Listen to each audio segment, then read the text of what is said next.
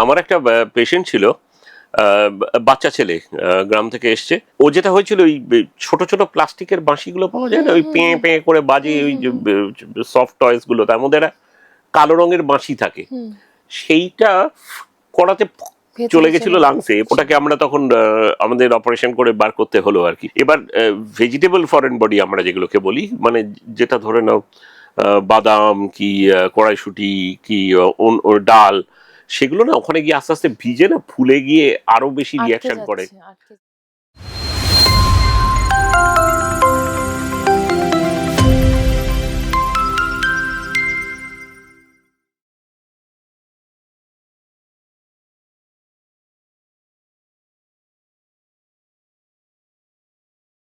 নমস্কার, পালস টিভিতে আপনাদের সকলকে স্বাগত। বর্ষাকাল এসে গিয়েছে, আর বর্ষাকাল মানেই কিন্তু ইলিশের সিজন, আর ইলিশ মাছের সেই ভয়াবহ কাঁটা। আর আমাদের আজকের আলোচনার বিষয় যে গলায় যদি মাছের কাঁটা আটকে যায় তাহলে ঠিক কী করণীয়, এবং যদি অনেক সময় হয় বিষম খায় বা কোনো খাবার গলায় যদি আটকে যায় সেক্ষেত্রেই বা আমরা কী করব। আর এই বিষয়ে আলোচনা করতে আজকে আমাদের স্টুডিওতে আমরা পেয়ে গিয়েছি ইএনটি সার্জন ডক্টর অর্জুন দাশগুপ্তকে। নমস্কার ডাক্তারবাবু। তো আমাদের আজকে যে বিষয়টা নিয়ে আমরা আলোচনা করব, যে বর্ষাকাল তো চলছেই, আর এখন প্রচুর মাছ, মানে যে কোনো মাছ, তার সঙ্গে ইলিশ মাছ তো রয়েছে, যেটা নিয়ে সবাই কাঁটা মানে ভয় পায়। তো বাচ্চারাও ভালোবাসে ইলিশ মাছ খেতে, আর সেক্ষেত্রে কাঁটা ফুটে যাওয়ার একটা সম্ভাবনা থাকে। তো যদি কাঁটা ফুটে যায় সেক্ষেত্রে তো ছোট বাচ্চা, তারা হয়তো বুঝতে পারছে না বা কান্নাকাটি করছে, সেই সময় তৎক্ষণাৎ কি করণীয়?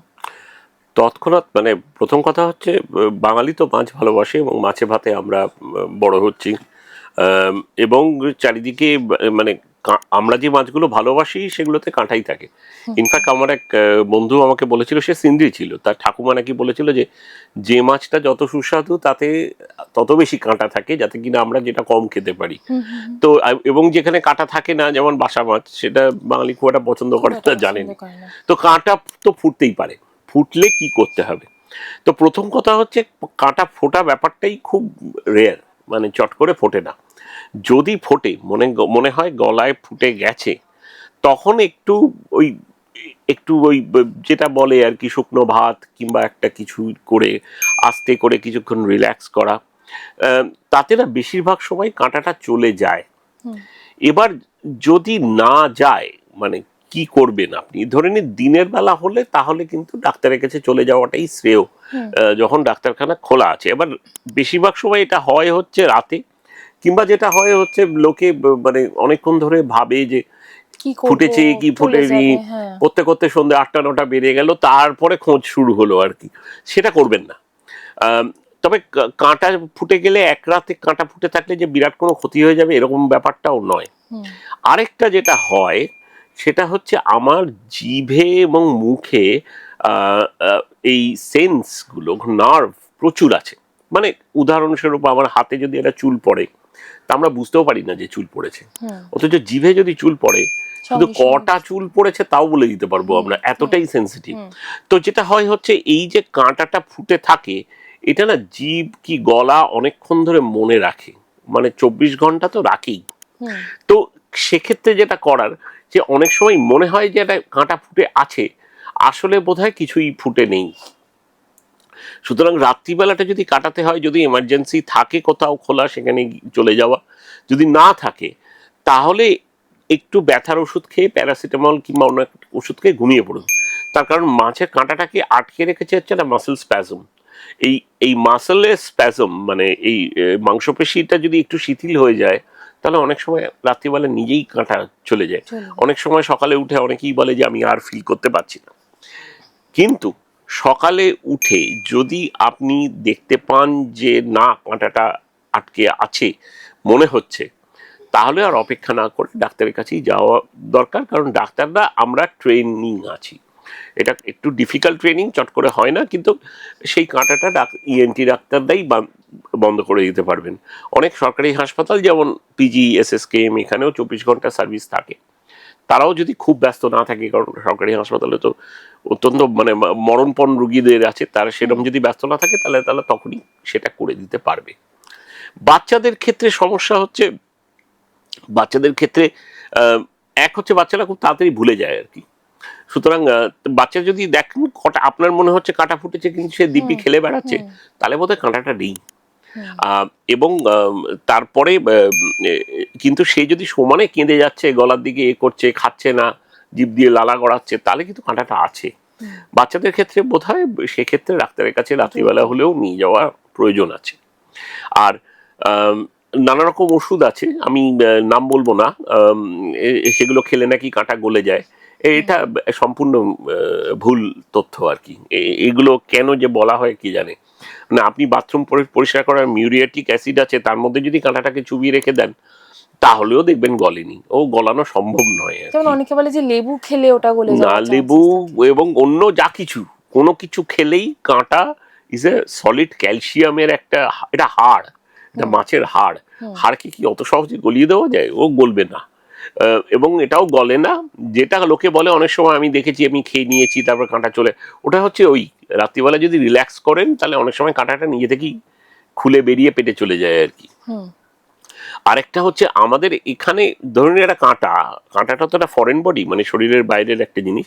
আমার এখানে যদি একটা ছুঁচ ফোটে, তাহলে হাতে কিছুক্ষণ বাদে সেটা একটা লাল হবে, তারপরে ইয়ে হয়ে যাবে, তারপরে ইনফেকশন হবে, একটা ফোঁড়া হবে, ফোঁড়াটা ফেটে ওটা বেরিয়ে যাবে। তো কাঁটা যদি ফুটে থাকে তাহলে লোকজন ঘুরে বেড়াচ্ছে, মাঝে মাঝে খচখচ করছে, এরকম কিন্তু হয় না।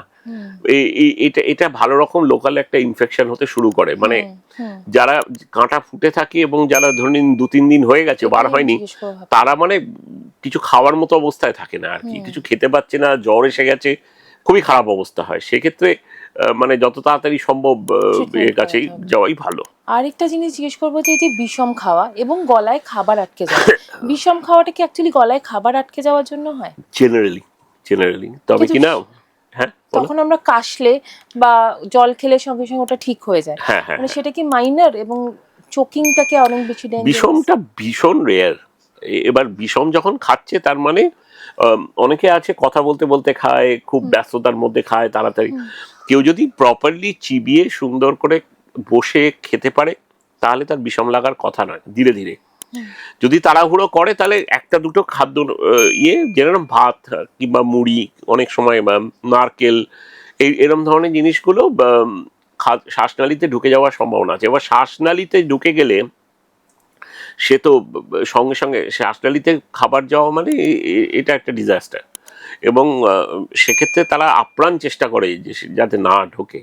সেটাই চোকিং হয়, সেটাই কাশি হয় প্রচণ্ডভাবে, কাশতে থাকে, দম বন্ধ হয়ে আসে। যেটা জল খেলে যেটা হয়, গলাটা একটু সহজ হয়ে আসে, তখন আবার কথা বলে বোঝানোর চেষ্টা করাটা উচিত নয়, তখন একটু শান্ত হয়ে বসে থাকা। তবে সিরিয়াস হতে পারে, যেটাকে বলে মানে বোলাস অবস্ট্রাকশন বলে আর কি, মানে যেটা ভেঙে ছোট টুকরো হবে না, ধরুন মাংসের কিংবা একটা বড় একটা তাল কিছু, সেটা যদি আটকে যায় তাহলে কিন্তু তাতে মৃত্যু অবধি হতে পারে। সেটা চোখ করে গেলে তো অনেক সময় বমি হয়ে যায়, হয়ে যায়, সেইভাবে ঠিক হয়ে যায়। কিন্তু তখন যেটা সবার জানা উচিত, যেরকম লাইফ রিসাসিটেশন আমরা সিপিআর দিই, কার্ডিওপালমোনারি রিসাসিটেশন, সবার জানা উচিত যে চোখের সামনে যারা মারা যায় তাদের বেশিরভাগই কিন্তু বেঁচে যেতে পারে যদি যদি সিপিআর দেওয়া যায়। তেমনি হেমলিক ম্যানুভার বলে, এটা কিন্তু একটা প্রপার ট্রেনিং লাগে। এটা খুব ছোট ট্রেনিং, কিন্তু এক একটা জায়গায় এক একটা সংগঠনের এই অ্যাওয়ারনেসটা যদি আমি তোমাদের মাধ্যমে সবার কাছে পৌঁছে দিতে পারি তা খুব ইম্পর্টেন্ট। সবাইকে কিন্তু এইটা একটু ছড়িয়ে দেওয়ার প্রয়োজন আছে যে এইটা আপনারা সবাই একটা বেসিক লাইফ সাপোর্ট একটা কোর্স করুন আর কি, নইলে কিন্তু মুশকিল আছে। বলে যে একটা ভাতও যদি শ্বাসনালীতে আটকে যায়, কোনো ঠিকভাবে হয়তো আটকালো না, সেটা থেকেও কি মৃত্যু হতে পারে? মৃত্যু হয়তো হবে না, যেটা হবে হচ্ছে বাজে একটা চেস্ট ইনফেকশন হবে। খাদ্যনালী কিংবা ভাত কিংবা অন্য কোনো কিছু খাবার, ডাল, বাচ্চাদের ক্ষেত্রে হয় বাদাম, এইগুলো যদি যায় তাহলে তো লাংসে একটা জায়গায় গিয়ে আটকে যাবে আর কি। তখন সেখানে একটা বাজে রিয়াকশন হবে, ইনফেকশন হবে। না, ডিজলভ হয় না ওগুলো, এবং দীর্ঘদিন ধরে থাকে।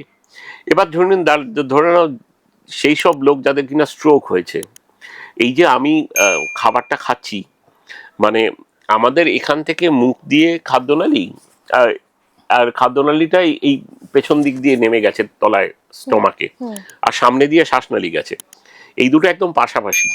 তো এই যে আমরা যে খাচ্ছি, শ্বাসনালীটা মানে প্রোটেক্টেড হয়ে যাচ্ছে, বন্ধ হয়ে যাচ্ছে, খাদ্যনালীতে খাবারটা চলে যাচ্ছে, এটা ভীষণ কমপ্লেক্স একটা মেকানিজম।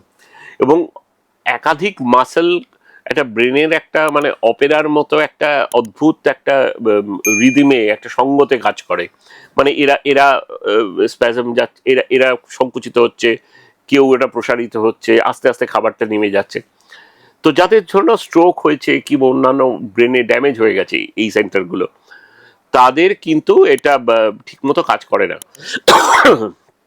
তাদের ক্ষেত্রে এটা তাদের ক্ষেত্রে ওই খাদ্যনালীতে বারবার খাবার চলে যাওয়ার একটা সম্ভাবনা থেকেই যায়। এবং সেটা অল্প অল্প গেলে তাদের বারবার চেস্টে বাজে ইনফেকশন হচ্ছে, বাজে রকম নিউমোনিয়া হচ্ছে। কিন্তু যদি মানে তখন সেটা যারা মানে পালমোনোলজিস্ট তারা সেটা ধরে তারপরে চিকিৎসা করে সেটার আর কি। আমার একটা পেশেন্ট ছিল, বাচ্চা ছেলে, গ্রাম থেকে এসছে।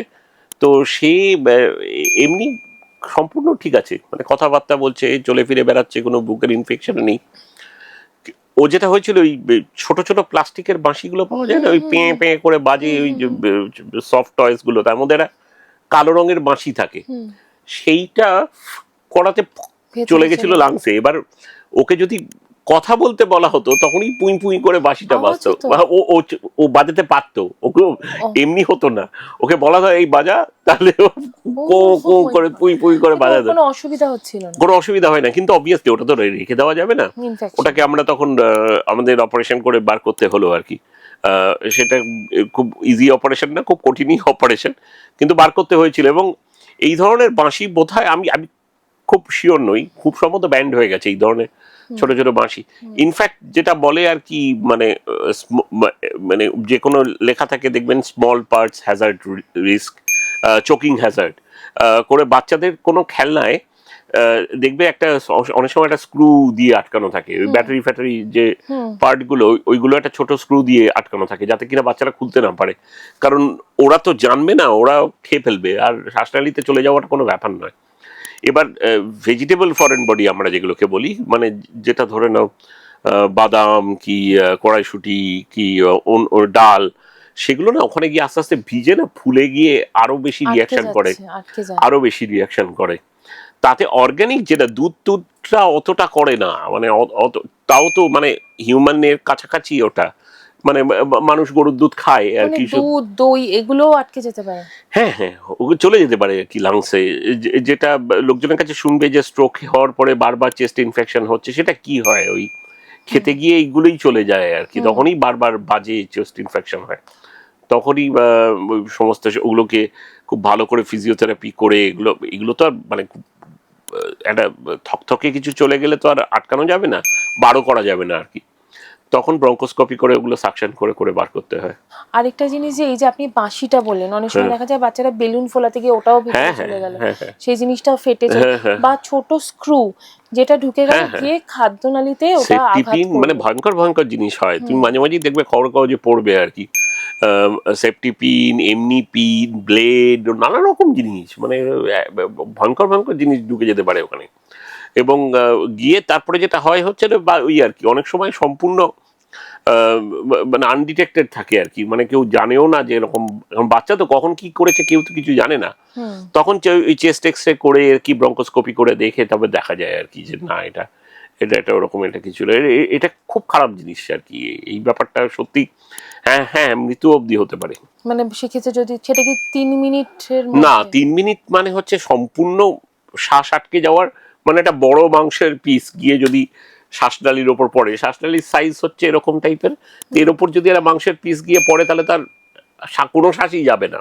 কিন্তু বেশিরভাগ সময় যেটা হয়, যেগুলো নিয়ে কথা হচ্ছিল, ছোটখাটো পিস হলে মানে তার পাশ দিয়ে হাওয়া যাতায়াত করছে, এবার ওটা ওখানে লোকালি একটু ইনফেকশন করছে, এবার আস্তে আস্তে ফুলছে কি ভেতর থেকে, ওখানে যে এগুলো সর্দি কি পুঁজ যেগুলো তৈরি হচ্ছে সেগুলো বেরোতে পারছে না, সেইগুলো তখন আস্তে আস্তে মুশকিল হয় আর কি।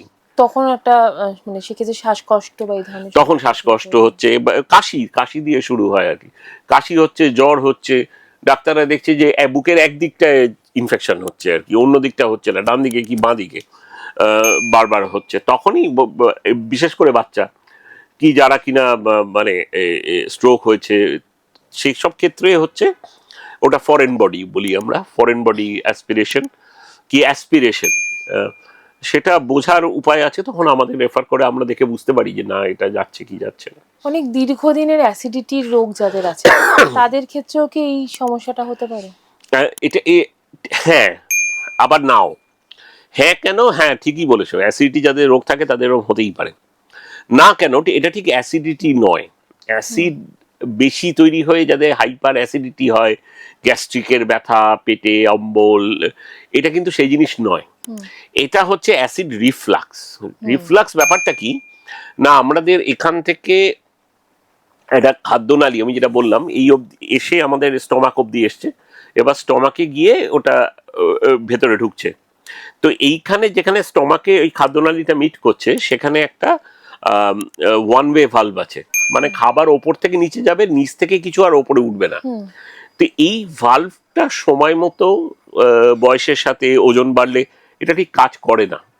এইবার আমাদের পেটে অ্যাসিড আছে, তো পেটে অ্যাসিড আছে, পেটটা কি কেন অ্যাসিড মানে গলিয়ে দিচ্ছে না কি খেয়ে নিচ্ছে না, তার কারণ পেটের মধ্যে, স্টমাকের মধ্যে একটা নিজের একটা প্রোটেকশন আছে, একটা আবরণ আছে, মিউকাস একটা আবরণ আছে, যেটা কিনা ওই এটাকে গলিয়ে দিতে দেয় না, মানে অ্যাসিডের অ্যাটাক থেকে ওরাকে বাঁচিয়ে দেয়। কিন্তু আমাদের নাক থেকে, গলা থেকে শুরু করে এই খাদ্যনালী শেষ অবধি এটার সেই প্রোটেকশনটা নেই। সুতরাং রাত্রিবেলা শুলে এই ভাল্বটা যদি কাজ না করে, এক দু ফোঁটাও অ্যাসিড যদি ওপরে উঠে আসে, সেটা কিন্তু একটা বার্ন করে, এটা অ্যাসিড বার্ন করে। সেই অ্যাসিড বার্নটা যে বিশাল একটা পুড়ে ঝলসে যাচ্ছে সেরকম নয়, এটা খুব হালকা একটা জ্বলুনি, এবং সেটা টের পাওয়া যায়। এবং সেখানে ওই একটা রাত্রিবেলা শুলেই কাশি, গলায় কি একটা সর্দি মতো আটকে আছে, গলায় কি একটা আটকে আটকে মতো আছে, খাবার আটকে যাচ্ছে, যাচ্ছে না কিছুতেই, বারবার কেশেও বার হচ্ছে না, মনে হচ্ছে গলায় প্রচুর সর্দি আটকে আছে, কিন্তু করে প্রচুর গলা খাকারি দিয়েও সেটা নামছে না, সেইগুলো হচ্ছে সবই ওই রিফ্লাক্সের তারই ফল আর কি। থাইরয়েডের সমস্যা যাদের হয়, বা টনসিল ফুলে গেছে, তার মনে হচ্ছে টনসিল ফুলে গেছে, গলাতে যাই খাচ্ছে আমার আটকে যাচ্ছে, এই সমস্যাটা কি মানে দুটো একে একে বলি। থাইরয়েডের থেকে গলায় আটকে যাচ্ছে, হয়ে যাচ্ছে, কোনো সম্ভাবনা নেই। এবার এই যখনই আমরা বলি কোনো সম্ভাবনা নেই, তখনই না ডাক্তারিতে সব কিছুরই কোনো না কোনো সম্ভাবনা আছে, মানে ডাক্তারিতে হয় না বলে কোনো ব্যাপার নেই। এবার কি হয়, এই যে গলায় যে আমি যেটা বলছিলাম যে গলায় আমরা যে খাওয়ার, এই যে ইন্ট্রিকেট নার্ভের মেকানিজমটা, এই একদল মাসেল ইয়ে করছে, একদল মাসেল খুলে যাচ্ছে, এই তার জন্য যে নার্ভগুলো যাচ্ছে, তার মধ্যে একটা খুব ইম্পর্টেন্ট নার্ভ ওই থাইরয়েডের তলা দিয়ে যায়। তো থাইরয়েড ক্যান্সারে অনেক সময় ওই নার্ভটা প্যারালিসিস হয়ে যায়, তখন থাইরয়েড থেকে হতে পারে। সুতরাং হ্যাঁ, টেকনিক্যালি হতে পারে, কিন্তু খুবই রেয়ার, খুব রেয়ার। আর টনসিল থেকে আবার এক কথায় বললে, টনসিলের জন্য গলায় কি আটকে যাচ্ছে? না, টনসিলের জন্য কারো কোনো খাবার আটকায় না।